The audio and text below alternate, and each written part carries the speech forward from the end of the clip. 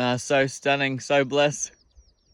Yellowhammer birds singing high in the sky. Can hear the waves crashing into the shore. Out at Godley Head on a stunning morning. It was a cold start before sunrise. There is pleasure in the pathless woods, and there is a rapture on the lonely shore.